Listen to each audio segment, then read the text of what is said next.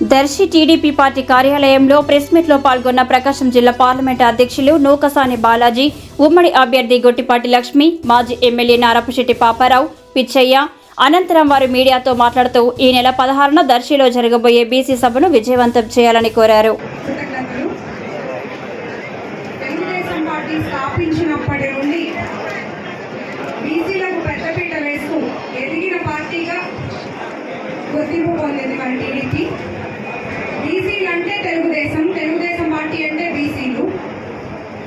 బీసీలు కేంద్ర మంత్రులుగా, శాసనసభ్యుల్లో 4వ వంతుగా, అలాగే స్థానిక సంస్థల్లో రిజర్వేషన్లో ఎంతో ప్రాధాన్యత ఉన్నారు.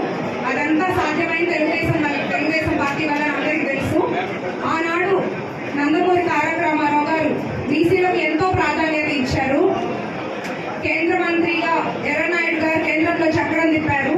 అదే పార్టీలో ఇప్పుడు నారా చంద్రబాబు నాయుడు గారు అదే అభ్యున్నతని ఇంపార్టెన్స్ ని కొనసాగిస్తూ పార్టీలో బీసీ నాయకులకు అగ్రస్థానాల్లో కూర్చోబెట్టారు. అచ్చెన్నాయుడు గారు రాష్ట్ర అధ్యక్షుడిగా ఉన్నారు. రామ్మోహన్ నాయుడు గారు ఎంపీగా ఉన్నారు.